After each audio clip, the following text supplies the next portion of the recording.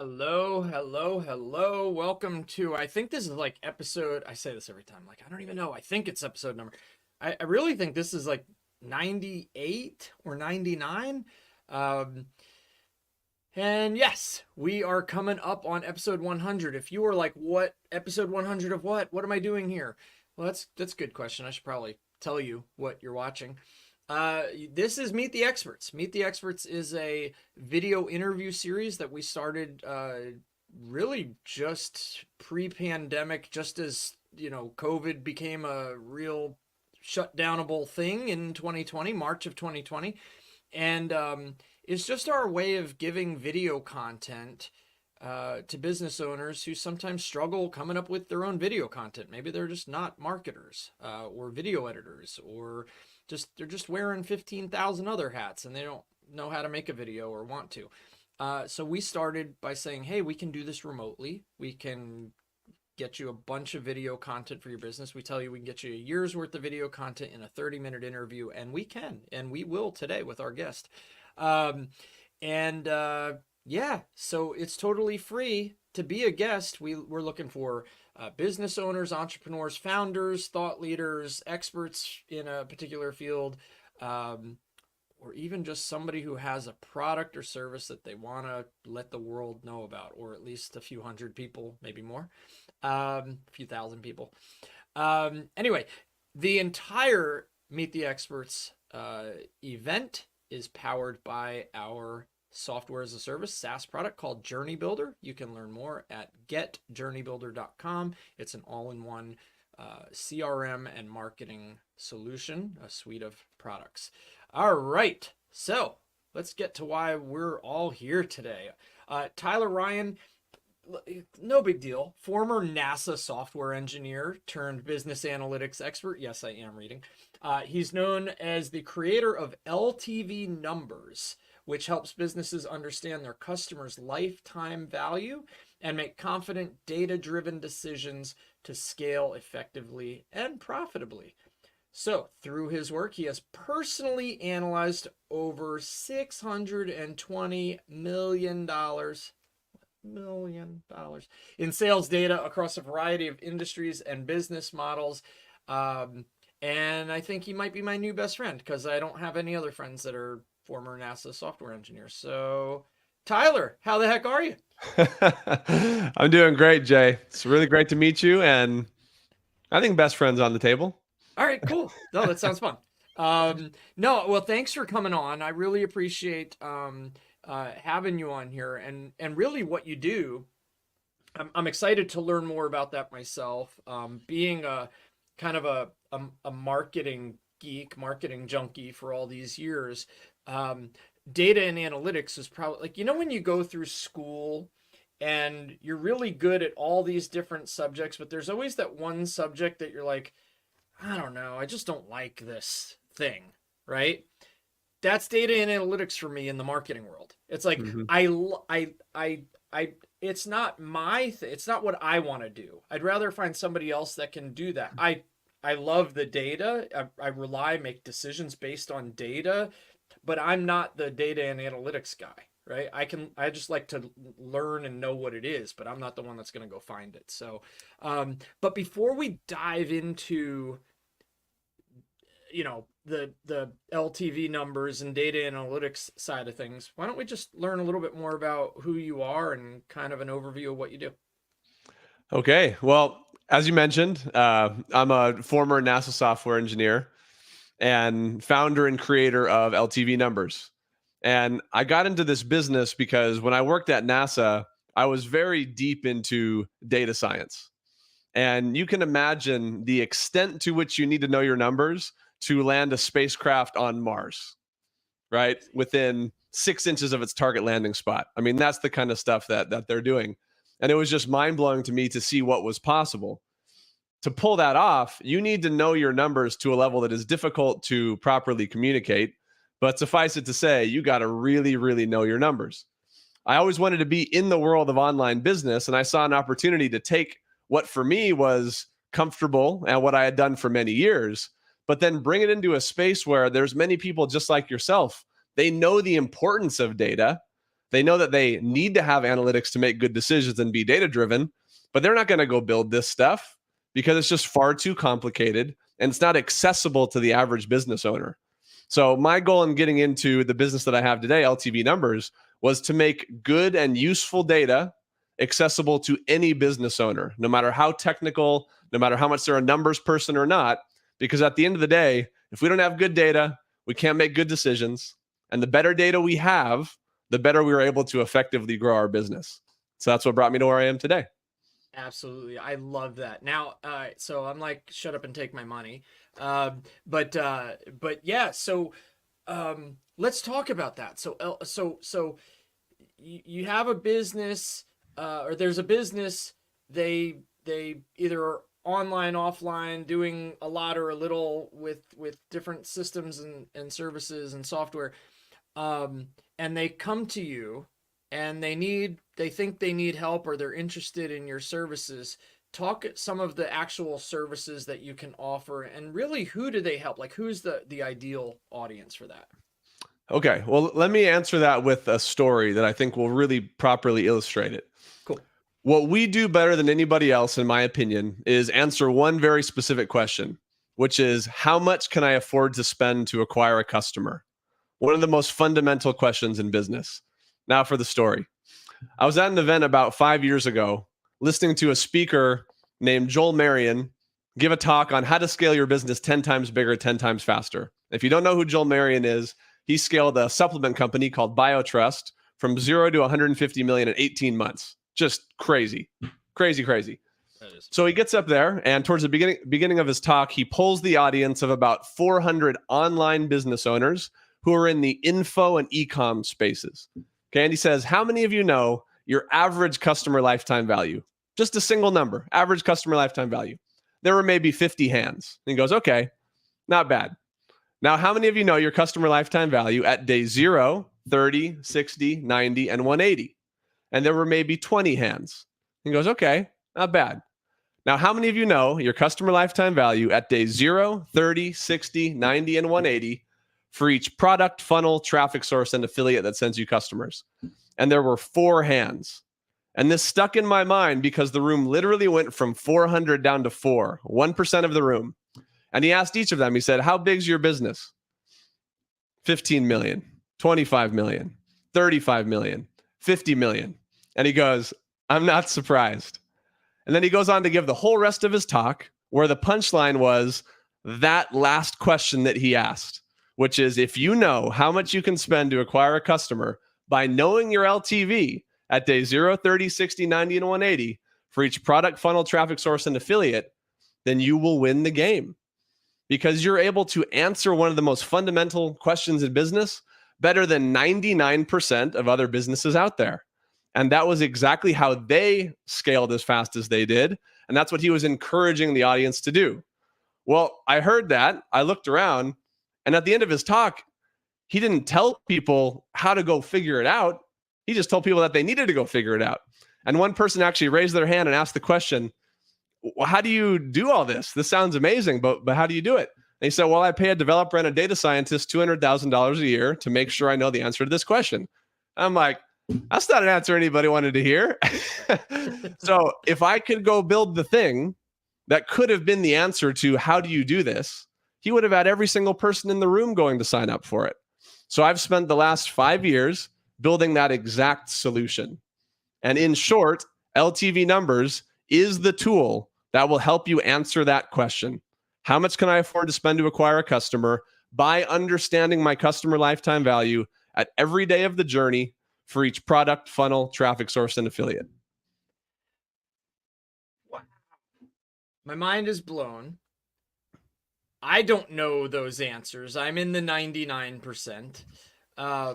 I have an idea, and luckily I have bookkeeping software that can kind of tell me, but it's not going to give me the exact data that I would want, and definitely not at those intervals. So that is incredible to even think of it like that. And then I wonder if he polled the 99% of the room on what their companies are worth or what their revenue is per year, and I bet you most of them probably would have been under 1 million.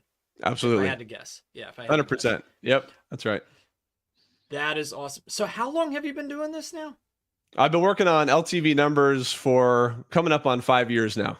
5 years. Awesome. All right. And so is it a software solution that basically you're buying a subscription to something, or is it something you pay for and you get the numbers? Tell us how that works. How does your Yeah, so it's a software solution Okay. that anyone can plug into all of their existing shopping carts and CRMs. So think like your ClickFunnels, your Go High Level, your Shopify, WooCommerce, Infusionsoft, Checkout Champ, Connective, ThriveCart, SamCart, right? The list goes on and on. You plug into all these different shopping carts and funnel platforms where your sales data lives. We bring all of that under one roof, including all of the historical data. And then we bring in new sales data in real time. And the whole idea is once we do that, now we have all your data centralized so we can figure out those customer buying journeys that are happening. Even if they start in ClickFunnels and then go to Shopify and then come over here and then go over there, we can stitch all of that together. So that way we can figure out these customer lifetime value metrics. And you get to experience all of this through our dashboards that we've developed that provide all of this analysis. And we really pride ourselves on the fact that we're providing very complex and powerful analysis in a very simple and easy to understand interface. Because at the end of the day, the end goal here is to make this data actionable, right? And in order to do that, we can't have it be a complicated user experience that you need to be a data scientist to understand. Sure. So the target user here is you. It's the business owner. It's the person who needs to be able to look at this, make a decision from it without needing to consult a bunch of developers and technical people, and just be able to act on that information right away. So the software is the heart and soul of what we do. And that's the platform that's had over $600 million worth of sales data come through it across over 1 billion transactions. So it's been very well tested and put to its paces. But what we also do on top of that, which I've never seen any other analytics company do, is we also provide analysis support, not technical support. Most dashboard tools, they get you into their platform and they say, let us know if something breaks. Well, we're here to proactively help you analyze and interpret your data so that you can make the most out of it. So anyone who uses LTV numbers, you can think of us as an extension of their data team to be able to answer some of those more complicated questions.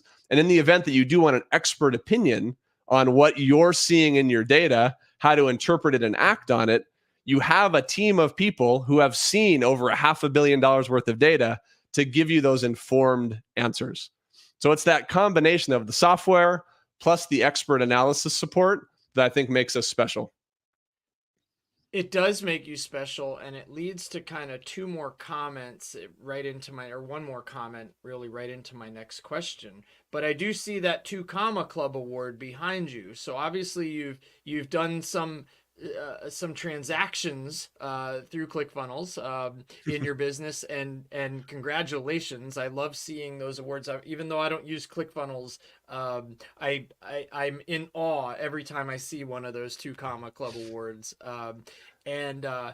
But the more important thing, it kind of leads to my next question, is you don't win 2 Comma Club awards. You don't manage over $500 million worth of data if you're not doing something right. And you definitely don't stay in business for 5 years, right? So what is that testimonial? I play golf, and I always say it's like the shot that keeps you coming back. Like you hit that one good shot and you're like, that's the one. What is the testimonial that you've gotten, or story or win that you've gotten for someone that would be the shot that keeps you coming back? Like when you wake up and you think about something you've done in somebody's life or somebody's business, and they said it to you and you're like, that gets me up every morning. What is it? Well, I know this wasn't planned, but the answer is how that 2 Comma Club award came about. So one of the first ever clients that I used LTV numbers with, they had a business teaching people how to, I'll just keep it generic, how to start a business online. And they were really struggling to scale up their ad spend because they were afraid that they were losing money on the customers that they were acquiring. But they had this overall business setup where they were selling low ticket products on the front end, a free plus shipping book and an audio book. Then they had this $1,000 course on the back end that they were trying to push people into. And it was costing them like $50 or $60 to acquire customers for this $10 book. And so they're thinking, man, we can't scale this up because we're just going to put ourselves in too much of a cash flow crunch. So I said, hey, I've been working on this software, LTV Numbers. Let's see what your LTV actually looks like at the different days of the journey for all of your different ad campaigns so we can assess how much you can actually afford to spend to acquire a customer. Well, we plugged everything in, and it turned out that over the course of the first 21 days, their customer lifetime value went from $20 to $80. And they were spending 50 or 60 to acquire those customers. As soon as they saw that, they went from spending around $1,000 a day to well over $10,000 a day, knowing that they could actually afford to spend even more than 50 or 60 to acquire the customers because they were making 80 within the first 3 weeks. Once they did that, they had $1 million business within the course of just a couple of months. And they sent me this as a thank you, because if it wasn't for the insights provided by knowing your LTV, they probably would have just stayed right around that level that they were at, afraid to spend more money on customer acquisition simply because they didn't have the visibility about what was actually going on the back end to be able to inform their decisions. So that, to me, it was almost the origin of LTV Numbers in a lot of ways. And it's the thing that I always think about, because without that visibility, who knows where that company would be now. Absolutely. Oh my goodness, that's a good one. All right. Wow. Okay. So you talked about, and we talked about in the intro, and you talked about NASA engineer, which, I mean, that's no small feat. That takes a lot of education and schooling. I call this question earned it, learned it, improved your authority, right? Like, to get to the point you're at right now, owner of LTV Numbers, data scientist, obviously able to manage, and analyze over $500 million worth of, data. It might be titles, might be certifications, might be degrees, might be School of Hard Knocks, but can you kind of give us an overview of your educational journey to get to this point and what was needed? Absolutely. For me, it was what began as me just being an engineer who thought it would be cool to start a company. That led me to take a stab at starting a software company right outside of my NASA job. I had this big dream about becoming an entrepreneur, but my only background and experience was, well, I had a master's in mechanical engineering. I'm a self-taught programmer, worked at NASA. I can probably figure something out, right?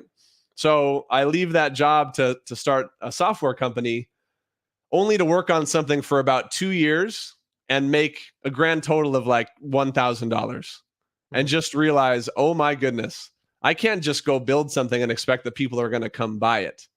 I need to go learn sales and marketing and business if I'm really serious about starting a company. So that was really my big wake up call. And that led me to a really difficult fork in the road moment of my life, which is, am I just going to go back, work at another tech company, or am I going to really double down on this entrepreneurial path? And that led me to discover the world of coaching programs and masterminds and these events out there where you can go learn this stuff. So I invested all of the remaining money that I had, which involved emptying my retirement account and my savings, to join some coaching programs, because that's how serious I was about figuring this out. And it was in those rooms and in those groups that I saw that there was a real need for someone with my background and expertise to be able to help these business owners who do struggle with the technical stuff, who do struggle with the data and some of the things that are more technically complex. So I actually started a funnel agency where I help businesses build out their sales funnels, build the websites, do the technical integration, set up the automations, custom domains, all that stuff that was easy to me, but was very complicated for them. Once I did that for about a year, I started to see all of the data challenges pop up again and again. I would help a business launch a funnel. Next thing they'd be asking, how much can we actually spend to acquire customers? What's the LTV of these customers 30 days after they buy? What percentage of my new customers upgrade into my $1,000 course? Started to look at all these questions and said, these are all just questions about LTV or the customer journey. I can fix that. So once I saw that trend, I realized that when it comes to understanding LTV and customer journeys, there's a big gap in the marketplace. And that was something that I felt I was well positioned to solve. And that really was where the idea for LTV Numbers came from. So the way that I feel like I've really earned it and learned it was I experienced what it was like to build a business that couldn't get off the ground myself. Then I worked inside of dozens of different businesses who were struggling to scale because of lack of visibility into their data. And then I actually went through the process of building out the software, seeing the transformation that would happen in businesses when they go from no visibility to clear visibility, and then actually seeing those businesses transform and grow once they can see the type of data and insights provided by a platform like LTV Numbers. And now I'm in a position where I'm able to use this insight for my own business, of course. But really, where I get the most joy and excitement is in seeing these businesses who are maybe stuck or hesitant to take that next step just break through those barriers and hit a new ceiling because they finally get the visibility that's been holding them back for so long. You are so intriguing, Tyler. What you're doing, when you said, you nailed it when you said that you found this gap, right? I know so many digital marketers that, we're good at these tactics. We're good at in the customer journey, we're good at driving people through it. I'm a certified partner with digital marketers, so Ryan Dice teaches the 8-stage Oh, yeah. customer value journey framework, right? And then I take that and I teach it to. So we're so good at we can run paid traffic, and we can drive lots of traffic, or we can get engagement, we can get subscriptions, we can grow your email list, we can get you more reviews, we can get you more of this. But when it comes to actually analyzing those numbers and figuring out, are we making good investments? Are we making, ultimately, how much are we spending to acquire that customer? We work with a chain of mattress stores, and one of the things that the mattress dealers are hung up on is cost per lead, right? Like, how much is it costing me to get this lead on Facebook? And I try to tell them all the time, like, it's not that important. Like, it is, but it's not the most important. Like, if it costs you $15 to get that lead, right? But then, 3 months from now, you send out a text message broadcast and they come in and buy a $2,000 mattress. What did that matter? That $15 cost per lead, but everybody's so hung up on the now, the today. Oh, $15 leads too much. I'd rather spend $5. It's like, but you don't know what the actual value is yet. And I think as marketers, we get so caught up in just doing the things that are going to bring people in, that we don't really understand. There's a big gap in reporting tools, and Absolutely. how to really analyze that. So you really did fall into it. And if you don't mind, just to build on that, you keep hearing me say the word visibility because I really believe that this is a visibility problem. And here's what I mean by that. In my experience, probably 95% of the conversation in the marketing world is on customer acquisition.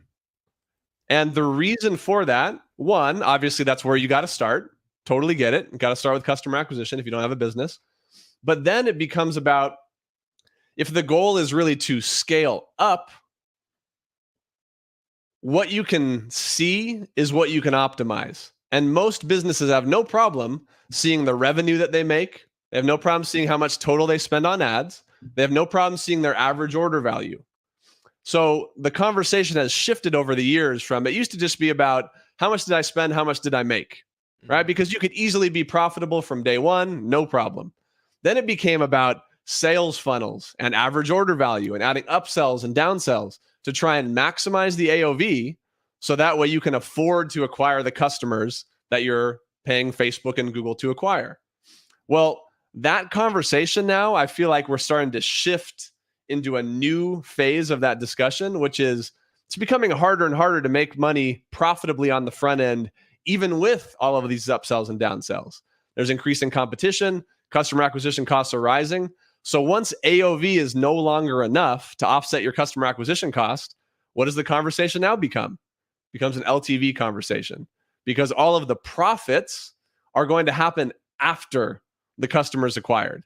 But if you can't see your LTV at all, and the only thing that you can see is your AOV, you're going to have a hard time justifying the efforts required to increase your LTV because you can't see it. Even if you did it, you can't really see the impact. So it's going to be hard to justify putting more and more resources into it. So, with all of that said, once we get just as much visibility into LTV as we have right now into AOV, now we can justify putting as much time, effort, and energy into maximizing our LTV in the same way that we used to just focus on maximizing our AOV. And the reality is, in today's economic climate and with the level of competition that we have, that's where the profits are made. And that's what we actually want to be building in our business, right? Not just gross revenue, but profit. And more of that is coming on the back end. And that's an LTV conversation. So that's why I really believe it's all about visibility, because it gives us that starting point to start optimizing. I love it. Listen, I've had a scrolling ticker. We got 2 more questions left, but if you want to learn more about LTV numbers, please visit tryltv.com/pod and get Tyler's scale ready scorecard. 10-point data-driven scorecard to assess whether your business has the data it needs to scale effectively. Go check it out. It's a great landing page on it right now. Really, really good. So I encourage you, if you're watching this episode, you're running a business and you don't know the lifetime value, you don't know how much you can spend to acquire a customer, whoever can afford and is willing to spend the most to acquire a customer is going to win. Right? Bingo. They are going to win. But you have to know what that number is. And I'm embarrassed to say that I don't think I know all my numbers. And now I'm like, but it's very appealing to me. So, another reason to become best friends with you. But yeah, so I got a couple more questions, and Tyler, this has been great. I'm having a blast, and I can't wait to kind of dive deeper with you maybe after this, and maybe we do a follow-up at some point. But I'm going to change gears. We've talked a lot about LTV numbers, talked a lot about services, who they help. I just want to know a little bit more about you. So personally or professionally, I don't care how you answer it. You choose. Tell me something you're thankful for. Great question. Well, about 4 months and a week ago, my daughter was born. And that was our first. And it's been a dream of my wife and I to have a baby.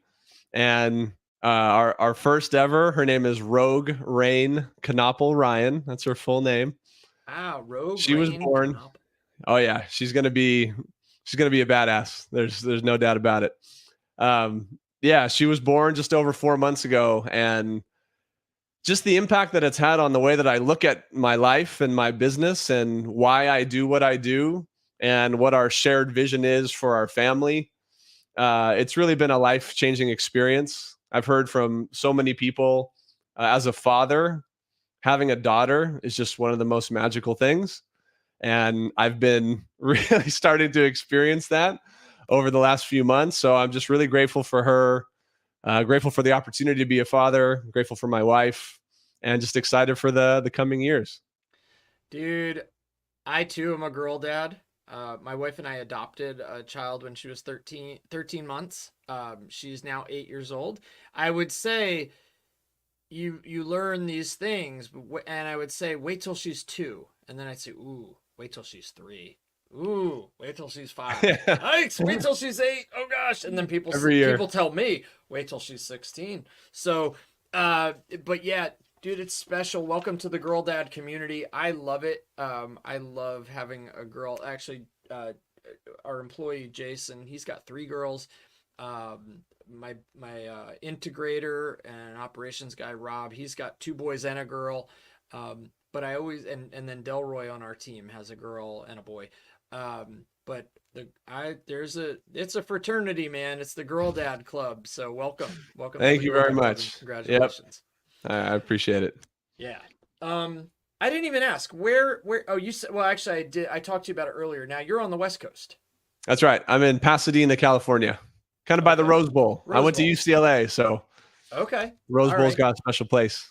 Very, very cool. I found out today that I think it was that the North Carolina A&T marching band, which is here in Greensboro, North Carolina, where I am. I believe they are performing and marching in the Rose Bowl parade this year, so I'll be Oh, how tuning in. cool. Yeah. Well, I was in the marching band at UCLA. I was on the drum line. Oh, no kidding. That's awesome. Yeah.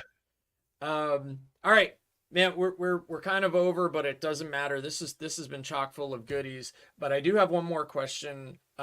This one is good because a lot of people, and you know this, put FAQ sections on their websites, right? We get asked the same thing over and over again, and I think you alluded to this before, but we're gonna probably swing back to it. Um, Tell me the biggest question people ask you when they're evaluating your service, or maybe just when they're trying to understand this whole concept more. Tell me what the question is, and then go ahead and answer it, because this way you got it on video and you can use it in all your marketing. Well, I'd say the biggest question that people ask is, once I know my LTV, isn't that kind of all I need? Aren't I good at that point? And the answer to that is unequivocally, absolutely not. And the reason why is, as I alluded to before, LTV is not a single number. And this is one of the misunderstandings about the concept and the metric of LTV. It has a value at every single day of the customer journey, and it has a different curve for each product, funnel, traffic source, and affiliate. And then on top of that, it's always evolving and changing from week to week, month to month, from ad campaign to ad campaign. So the reality is, if you really want to be on top of your marketing and scale effectively using the insights that LTV provides, you need to be updating your customer acquisition cost targets on a weekly basis. And LTV is the metric that you should be using to inform that decision, and recognize that LTV is not a single number, but rather it's a dynamic one that's always changing, that has a different value for every single product that you sell, for Google versus Facebook, for this sales funnel versus that sales funnel. And the more you can understand it at that level of detail, the more you can separate yourself from all of your competition that doesn't. So I'd say that's the number one thing. LTV, not a single number. You always need to be updating this to make the best decisions. Fantastic. Tyler Ryan, LTV Numbers, founder and CEO. Tyler, this has been wonderful. I hope people will go to tryltv.com/pod, or go to the homepage. You can get the download from there as well. But go get your scale ready scorecard. Go check it out. I'm halfway to it myself at this point, because I got it up over here on this browser. Tyler, thanks so much for coming on, man. I really appreciated having you, and I look forward to many, many conversations in the future. All right. Thank you so much, Jay. This was fantastic, and I look forward to talking more as well. Awesome. Talk to you soon. All right. Thank you. Got it. That is fun. I love looking at the numbers. I just don't like figuring out the numbers or generating the numbers. But if I had somebody who can show me numbers and explain them to me so that I could make better decisions, yeah, it just feels so good to say it and do it, So that's good. If you got a business, I would say let's figure that out. Speaking of figuring things out, you might be trying to figure out, like I told you at the beginning of the episode, how you can be a guest on a future episode of Meet the Experts. I did promise that if you stuck around to the end, I would tell you how. So here we go. All right. If you would like to be a future guest on Meet the Experts, all you got to do, go to www.meettheexpertspodcast.com, meettheexpertspodcast.com. Read all about it, read through the page, you actually book your sound check first. It's a pre-interview sound check where we just make sure your audio and video are going to be good. Get to know Chris on my team a little bit prior to, and then you'll book the actual recording date where I will talk to you and we'll record it, and then we give you the videos afterwards. So costs you nothing. Now, we do have a package we can sell you on the back end if you would like us to chop it up into really cool social media bits and do some promotion and press release and some other stuff. But again, at the end of the day, we'd much rather just give you the video as our way of saying thanks, and also as our way to get to know you, meet you, and maybe someday we'll pass some referrals back and forth. So anyway, hope you'll take us up on that if you have an offer to sell. And be on the lookout very, very soon for our best of, our first 100 episodes, our first 99 episodes, best of. Uh, it is a long and difficult process to go back through episodes and chop things up and pull out some of our favorite parts. We are working on it, and as we wind out the end of this year, I'm hoping that sometime towards the last week of this year, early into 2024, we'll be able to offer that and stream it out to everybody as well. So this, I think, is our last episode. No, I think I have one more episode before the end of the year, and then the best of. So, but anyway, Merry Christmas, Happy New Year, and I can't wait to have you on a future episode, or I hope you'll tune in to future ones. Take care.